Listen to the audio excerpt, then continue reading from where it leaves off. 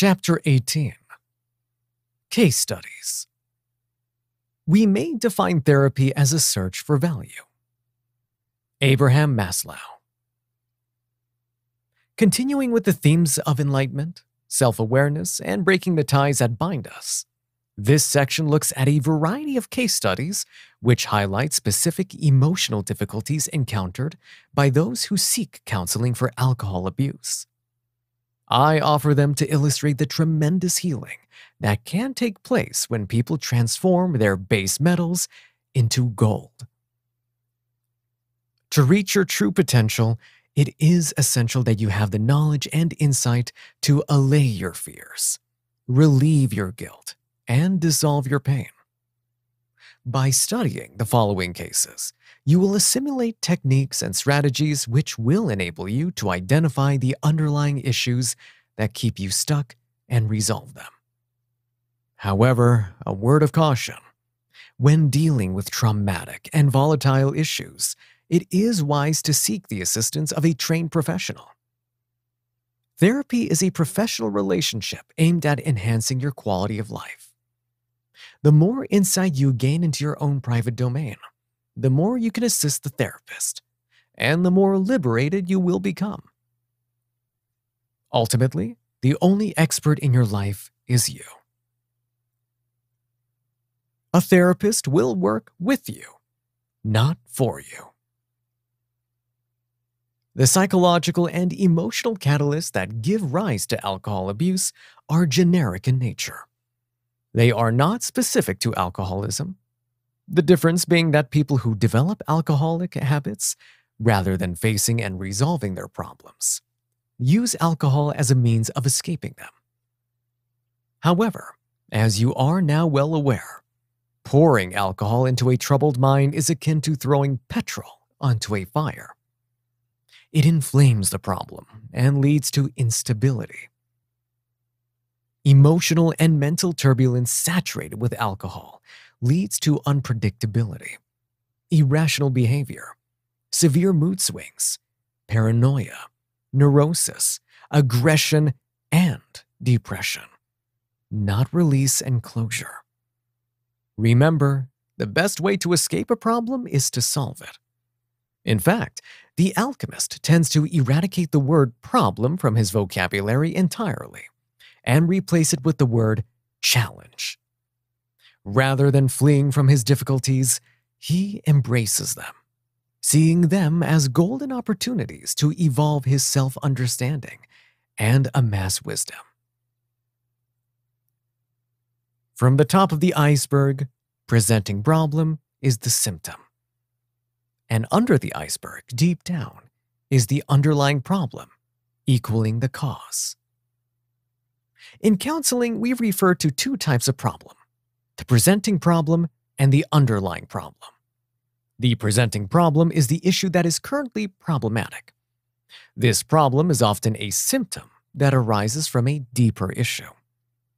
The underlying problem is the catalyst that gives rise to the symptom. Another way of stating this is that the underlying issue is the cause, and the symptom or current issue is the effect. Your presenting problem may well be alcoholism, but giving rise to your destructive drinking will invariably be an underlying problem or problems: bereavement, futility, relationship difficulties, anger, abuse, low self-esteem, and so on. To sustain your sobriety and radically transform your life, it is imperative that you resolve the underlying issues. Removing the symptom, the alcohol, is pointless if the issue that gives rise to it, the cause, is still active. When you identify, process, and release the underlying issues, you build your newfound sobriety on a rock-solid foundation. The following case studies are true, but the names have been changed to protect the identities of the people involved.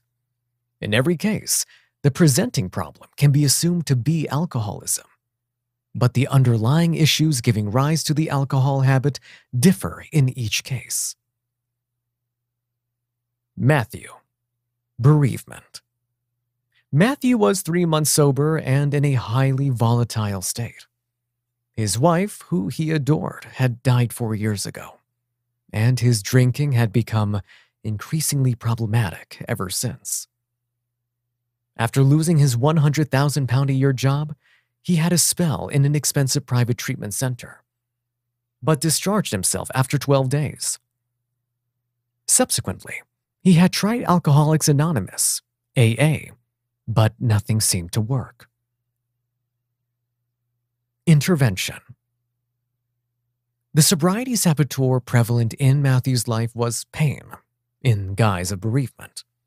As I spoke to him, it became apparent that he'd never mourned the death of his beloved wife.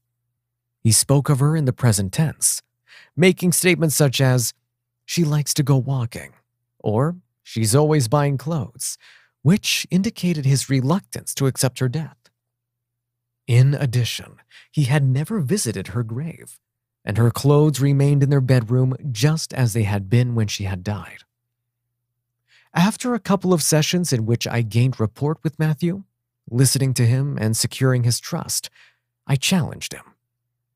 I suggested that his abusive drinking may have resulted from a need to escape the reality of his wife's death.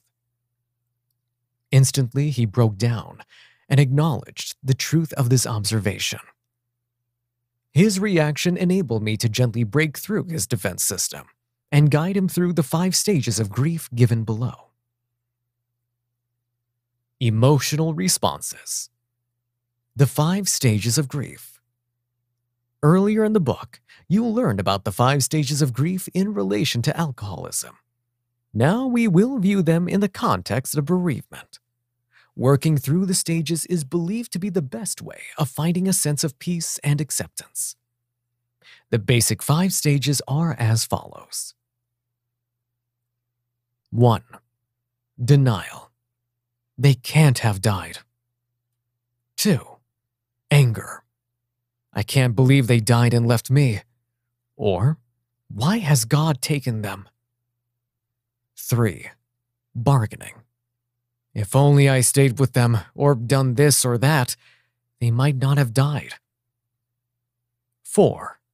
Depression. What is the point of carrying on? 5. Acceptance. I've lost someone I love, but I know I can move on. Problems occur when people become stuck in stages 1, 2, 3, or 4. Immediately following the death of his wife, Matthew was numbed with shock. This stage is often accompanied by denial, a defense system aimed at lessening the intensity of emotions felt by the bereaved. Matthew felt guilty at this point. He said he didn't feel anything. I normalized the process by saying it is not unusual for feelings to be numbed following the death of a loved one. It is a defense mechanism. People often have a delayed reaction. Some people don't deal with their emotions for days, months, or even years after the death. On hearing this information, Matthew's guilt began to subside. A few weeks later, Matthew started to feel angry, inwardly raging about being left alone, angry that more could have been done to save his wife. He suppressed these feelings as he felt they were inappropriate and felt guilty about being angry. Again, I normalized the process. I pointed out that he had lost someone very valuable to him, and it is normal to feel a sense of injustice. Subsequently, I assisted him to express his anger, shout, bawl, cry, whatever form it took. Prior to his wife's death, Matthew went to church and bargained with God. In return for saving his wife, he would dedicate the rest of his life to good causes. He was now extremely angry that his prayers had been refuted. After the death, he castigated himself for not doing more to save his wife. Bargaining. I pointed out that his wife had terminal cancer, and he had remained by her side every step of the way. He couldn't possibly do any more. Here, I used cognitive behavioral therapy to counteract Matthew's distorted thinking and enable him to rationalize the situation. This brought about major cathartic release and enabled him to leave the burden of unreasonable guilt behind. Several months following the bereavement, Matthew began to experience a general sense of depression, becoming disinterested in life. He began to eat less, lacked concentration, and found himself crying at random things. As a result, he found it hard to keep things in proportion. I reframed this experience, informing him that it was an inevitable part of a healthy grieving process. I encouraged him to talk his way through this stage. I also suggested that he concentrate on external pursuits rather than going into himself. He hung onto the phrase, "This too shall pass," and started to attend his local gym. Day by day, he felt a small improvement. Finally, Matthew accepted the death. This doesn't mean he forgot or stopped caring. He accepted death as an inevitable part of living. Subsequently, he re-experienced some feelings of depression and anger, but he was able to acknowledge and process these feelings, and consequently move through them. At the time of writing, Matthew has been sober for 2 years and is currently in negotiations with the firm who fired him. After explaining his predicament, his former boss was empathetic and decided to put him forward for a new position. When we last spoke, he told me he had been studying some spiritual literature that helped him immensely. It is wise to be conversant with the Sanskrit word for human, nara, which means that which cannot be destroyed, that which is eternal. The ancient scriptures declare the following: "You are not a mortal being. You are a child of immortality. The body is impermanent. The indweller is immortal. One day you will return to the oneness from where you came." Margaret. Fear. Courage is not the absence of fear. It is the willingness to act despite of fear. Margaret was worried that her fourth marriage was deteriorating due to her drinking. Both she and her husband were heavy drinkers. Whereas he changed very little after consuming alcohol, she was increasingly acting in ways that were embarrassing, insulting guests at parties, collapsing, and more recently, wetting herself. She realized that unless she addressed her problem, she was highly likely to lose her husband. But she did not know what to do, given their lifestyle and circle of friends. Barry, her husband, was a very successful businessman, employing 52 people. He frequently threw parties at home for potential business clients, and Margaret would play host. After a couple of counseling sessions, it became apparent that Margaret had very low self-esteem. As a child, she was continually criticized and berated by her parents. This pattern continued with her peers throughout her adolescence. Subsequently, determined not to let her inferiority complex hold her back in life, she developed a strategy to counteract it.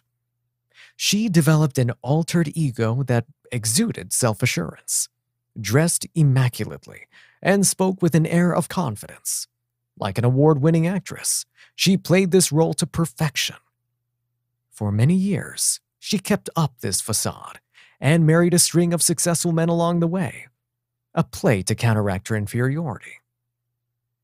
The same pattern had perpetuated throughout all her marriages. After a few years, the fear of her true self being exposed became so great that she'd walk away. This time it was different, however. She adored Barry and wanted to be with him for the rest of her life. Recently, though, the strain of keeping up the pretense had taken its toll. When she felt her childhood legacy impinging on her current life, she would drink it away. saturated with alcohol and suppress the memories. But it was taking more and more alcohol to keep her stable, and she began having blackouts, during which her behavior became bizarre and unpredictable. Having crossed the abreactive threshold, Margaret would never drink normally again. She stood to lose everything. She remained in therapy for a year, during which time I facilitated the resolution of her childhood issues. Drink was the symptom. Childhood issues were the root cause. Through in-depth exploration of her past, she came to understand that her parents were raised by extremely strict parents themselves and had inherited their critical dispositions from them. This enabled her to understand that their criticisms were not personal. They were programmed responses ingrained from their upbringing. To them, it was normal to berate and criticize. Once she discovered this, she was able to forgive them to a certain degree. Subsequently, we worked on her inner child, using the exercises given on page 374. During the course of counseling, and despite the fear of losing her marriage, Margaret decided to sit down and have a long talk with Barry. She decided rigorous honesty was the only option available to her.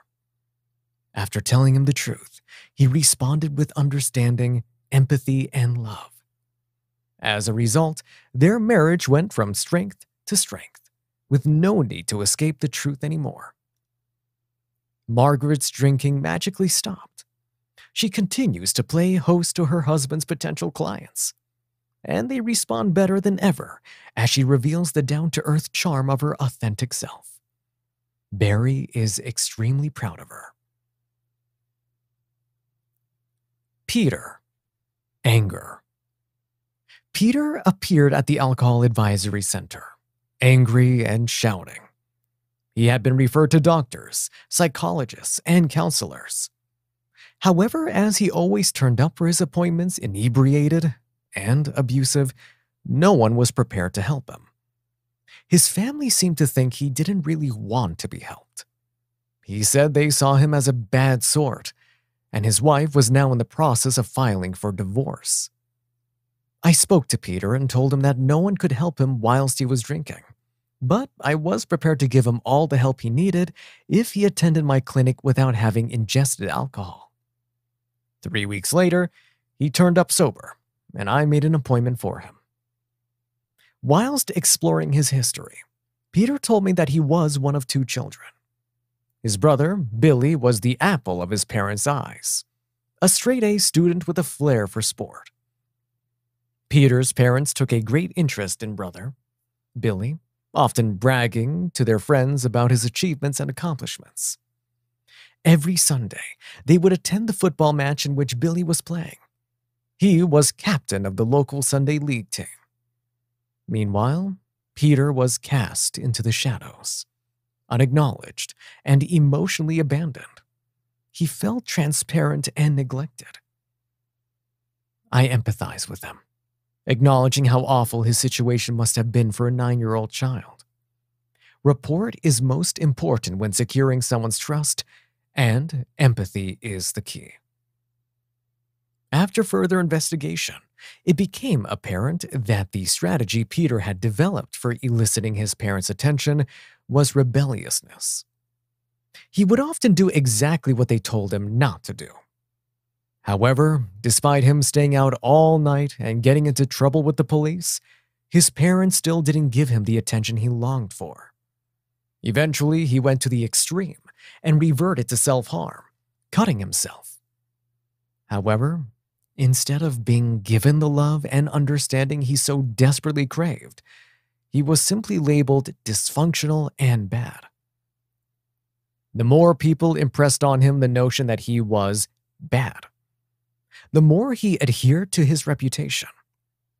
After serving some time in a young offenders institution, he moved into an apartment of his own. Feeling isolated and incredibly lonely, he turned to drink as a means of escaping his pain.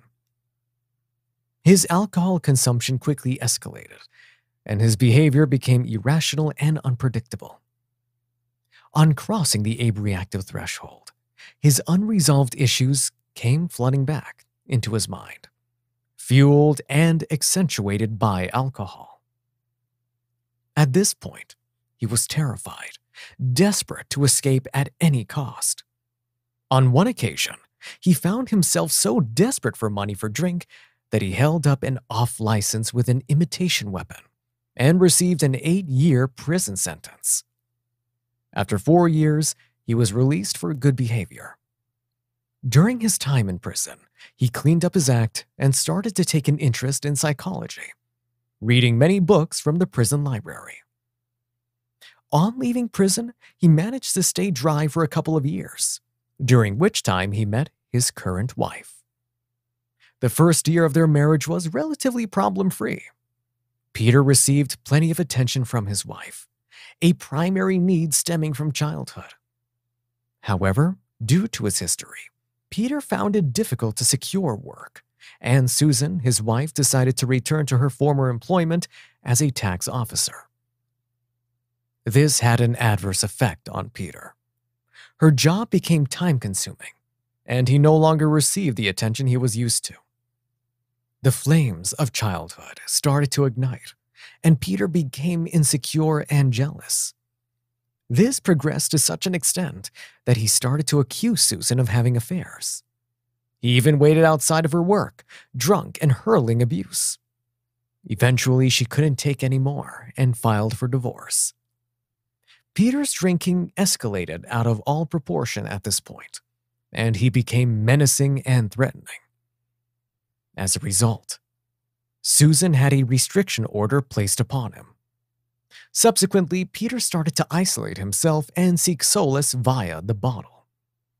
It was at this point he became desperate and turned up at the Alcohol Advisory Center. It was plainly obvious that Peter wasn't a bad sort. He had an inner child who felt rejected and abandoned. All the transgressions he committed were a result of not being given the attention he needed as a child. His marriage breakup had resulted from transference. When Susan started work, all the pent-up emotions and unresolved issues Peter had with his parents had been transferred onto Susan. Unconsciously, he perceived her as the parents who had abandoned him. Intervention started with Peter expressing his anger at his parents.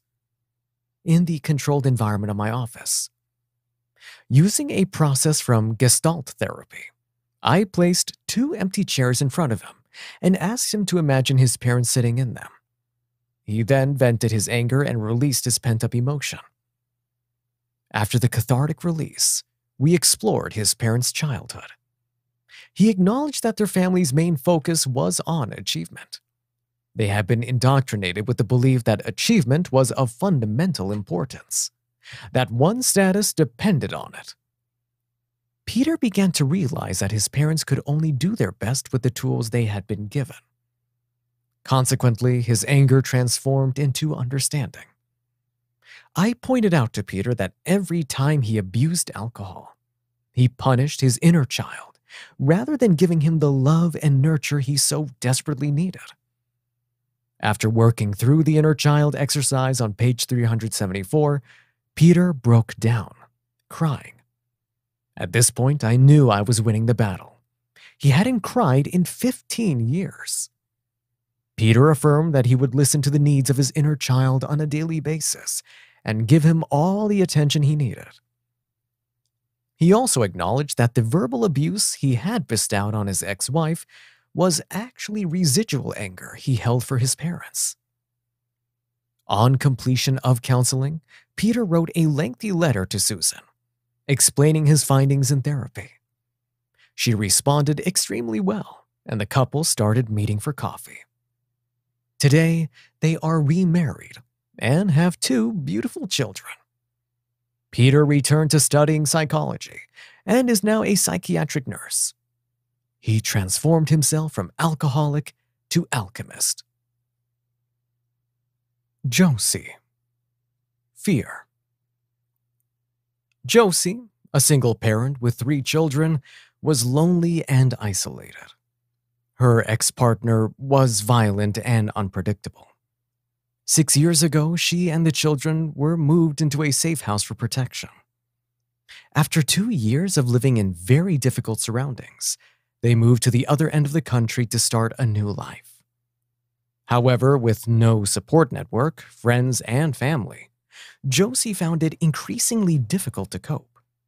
Initially, a few drinks during the day took the edge off her fear, but recently it had escalated to such an extent that social services had to intervene and put her children on the at-risk register. The drinking, she said, was her way of turning an unbearable situation into one she could cope with. During therapy, Josie expressed her fear that her ex-partner was going to turn up on her doorstep and cause trouble, or find out which school the children went to and abduct them. After questioning her, I deduced that her fear was unwarranted in this instance. When I asked how many times her husband had tried to find them in the 6 years they'd been separated, she replied, "Never." Subsequently, however, she went on to explain that her previous husband had found and threatened them after they were divorced. So there was a degree of rationality in her thinking. Again, transference was at work. She was transferring the thoughts and feelings from to a previous marriage into the present. This resulted in her hitting the bottle worse than ever. On further investigation, it turned out that Josie was prone to pick partner after partner who physically abuse her. The reasons soon became very clear. It is very common for a person to choose a partner with some of the traits of a parent with whom they have unresolved issues. They do this unconsciously, with a view to resolving the issues they had with the parent. In Josie's case, she had a violent father. Every partner she had chosen had her father's violent disposition. She was recreating the relationship she once had with her father, with her partners in an attempt to resolve the issues she still had with them. With this new information, Josie was able to break this pattern. We spent the next few months working through the issues she had with her father.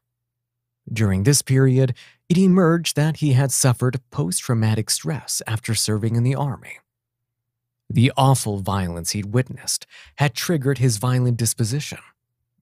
Josie concluded that the mistreatment she was subjected to was not personal. Her father was acting out the violence he had observed. Though it didn't justify his behavior, it gave her a much deeper understanding of the situation. Exploration of her past was followed up with inner child work, during which Josie developed self-love. This self-love was reflected in her relationship with her children, and they were removed from the at-risk register. Her pattern of choosing violent partners ended as a result of processing the catalyst relationship, the one with her father. And today, she is happily married to Robert, a placid and understanding man. Josie, like a true alchemist, used her experience to carve out a career for herself. She is currently manageress of a domestic violence unit. John, utility. John, married with 3 children, had taken early retirement with a view to caring for his terminally ill father. But his dad died suddenly. With his 3 children at school and his wife in full-time employment, he started to feel isolated and lonely. He quickly succumbed to depression and started drinking. Initially, drink enabled him to escape into a fantasy world in which he could play any role. But as his consumption escalated, his newfound ally turned foe and mounted an assault on his life that left a trail of destruction. He alienated himself from his children. And after 4 years of destructive behavior, in which he served a 3-month prison sentence for drink driving whilst on a drink driving ban, his wife had an affair with a colleague. John was distraught when he came for counseling, saying he had lost the will to live. The particular sobriety saboteur prevalent in his downfall was utility. After taking early retirement and losing his father, He suffered an identity crisis. He didn't know who he was anymore. Life had become meaningless. After talking about his ongoing family problems, I turned the focus of attention to what John truly valued in life: his core values. He told me he had always had a secret ambition to run his own restaurant, but the stability of his job and his family commitments persuaded him to opt instead for security. What he truly valued with regard to work turned out to be responsibility, autonomy, adventure, diversity, and challenge. His job in telephone sales hadn't inspired him. It had simply paid the bills. Subsequently, John went to catering college, which gave him a meaningful focus in life. He excelled in his studies and became an excellent chef, securing a job in a high-class hotel. In the interim, his wife divorced him. Although this was upsetting, therapy had revealed that their marriage had never been in his best interest. Gloria, his wife, had always encouraged him to forfeit his primary interests in the name of duty. Consequently, his creative and adventurous aspirations had all been stifled. After working in the hotel for 3 years, John accumulated enough money to open a restaurant in the country. Today, he owns 5 restaurants in different locations. His rise from the ashes secured the admiration of his 3 daughters, and slowly but surely, they came back into his life. All 3 of them are now involved in his catering enterprise, each managing one of his restaurants. Last time I spoke to John, he informed me that he'd found his purpose in life as well as his true identity. John had always had a budding entrepreneur waiting for an opportunity. Stifling this creative element had led to futility and discontentment. The final straw came when he took retirement and his father died. However, as with all alchemists, John turned his ill fate into his fortune. His new life has been built on his core values, and he's now reaping all the benefits. See Values Elicitations exercise on page 231. Dominique, sexual identity crisis. Dominique was raised in the rough suburbs of the city. His elder brother often taunted him. Inwardly, he was a mild and passive person, but he had to don the mask of a streetwise tough guy to deflect the wrath of the local gangs. He was introduced to alcohol at the age of 14, and it immediately banished his fears and insecurities. Hence, his drinking escalated very quickly. With his inhibition suppressed and his conscience out of action, he became popular for a while with the kids on the street, a role model for all the budding tough guys. Even his elder brother gained a healthy respect for him. But after a few years, drink started to take its toll, and his tough exterior began to crack. He was beaten up badly on a few occasions and lost his street cred as a consequence. He deteriorated rapidly and was drying out in hospitals and going into rehabs. But he couldn't sustain his sobriety. When he came into therapy, he was desperate and despised himself. All these years, a secret had been eating away at him, a secret which caused him to escape into the bottle repeatedly. Dominique was gay. Coming from a predominantly male background where being macho was held in high regard, and living in an area where homophobia was rife, admitting his sexual preference would have been social suicide. So he hid his true identity. Initially, alcohol assisted him in keeping up his macho facade. With his conscience suppressed, he was able to act as a macho male and beat people up. But the guilt was unbearable when the effects of alcohol wore off. Eventually, he crossed the line of the abreactive threshold, and all hell broke loose. In a drunken stupor, whilst experiencing alcoholic amnesia, he announced to his brother and the rest of the crew that he was gay. His brother immediately disowned him, and he became the target of vicious ridicule from the other cronies. Ostracized and desperately lonely, Dominique went into steady decline. When he turned up for counseling, he was emaciated and desperate.